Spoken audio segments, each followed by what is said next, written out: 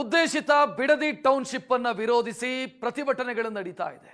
ಈಗ ಈ ಪ್ರತಿಭಟನೆಯ ಅಖಾಡಕ್ಕೆ ಜಾತ್ಯತೀತ ಜನತಾದಳ ಪಾದಯಾತ್ರೆಯ ಮುಖಾಂತರ ಧುಮುಕ್ತಾ ಇದೆ. ಬಿಡದಿ ಟೌನ್ಶಿಪ್ ಫೈಟು ನಾಳೆಯಿಂದ ಜೆಡಿಎಸ್ ಪಾದಯಾತ್ರೆಗೆ ಮುಂದಾಗಿರೋದು. ರೈತರ ಜೊತೆಗೆ ಪಾದಯಾತ್ರೆ ನಡೆಯೋದಕ್ಕಿದೆ. ನಾಳೆಯಿಂದ ಬೃಹತ್ ಪಾದಯಾತ್ರೆ ನಡೆಸೋದಕ್ಕೆ ಜೆಡಿಎಸ್ ಮುಂದಾಗಿದೆ. 3 ದಿನ Bidadi to Freedom Park. JDS ಯುವ ಘಟಕದ ಅಧ್ಯಕ್ಷ ನಿಖಿಲ್ ಕುಮಾರಸ್ವಾಮಿ ಅವರ ನೇತೃತ್ವದಲ್ಲಿ ಪಾದಯಾತ್ರೆ ನಡೆಯುತ್ತೆ. ಬೈರಮಂಗಲದಲ್ಲಿ ಪಾದಯಾತ್ರೆಗೆ ಚಾಲನೆಯನ್ನ ಕುಮಾರಸ್ವಾಮಿ ಅವರು ಕೊಡೋದಕ್ಕಿದೆ. ಇನ್ನು ಸೋಮವಾರ ಪಾದಯಾತ್ರೆಯಲ್ಲಿ ದೇವೇಗೌಡರು ಕೂಡ ಭಾಗಿಯಾಗ್ತಾರೆ.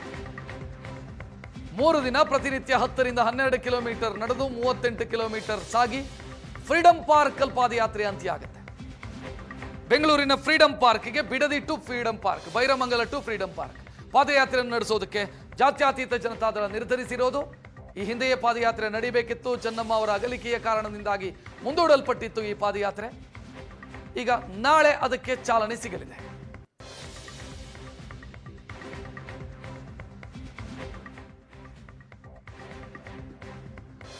ಪಾದಯಾತ್ರೆ ಯಾವ ರೀತಿ ಸಾಗುತ್ತೆ? ಬೈರಮಂಗಲದಲ್ಲಿ ಪಾದಯಾತ್ರೆಗೆ ಚಾಲನೆಯೇ ಸಿಗತ್ತೆ.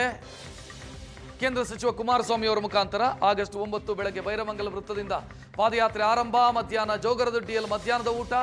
ಬಿಡದಿಯ ಮಂಜುನಾಥ ಕಲ್ಯಾಣ ಮಂಟಪದಲ್ಲಿ ವಾಸ್ತವ್ಯ.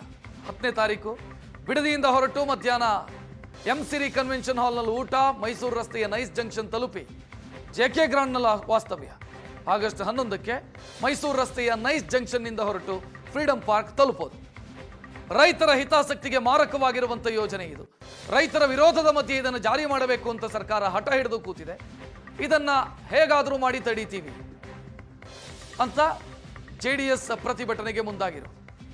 ರೈತರ ಪ್ರತಿಭಟನೆಗೆ ಕಾನೂನಿನ ನೆರವನ್ನ ಜೆಡಿಎಸ್ ಕೊಟ್ಟಿತ್ತು. ಈಗ ಪಾದಯಾತ್ರೆಯ ಮುಖಾಂತರ ರೈತರ ಪ್ರತಿಭಟನೆಗೆ, ರೈತರ ಹೋರಾಟಕ್ಕೆ ಬೆಂಬಲವನ್ನ ಜೆಡಿಎಸ್ ಕೂಡ ಕೊಡ್ತಾ ಇದೆ. ನಿಖಿಲ್ ಕುಮಾರಸ್ವಾಮಿ ಅವರ ನೇತೃತ್ವದಲ್ಲಿ ಪಾದಯಾತ್ರೆ ನಡೆಯೋದಕ್ಕಿದೆ.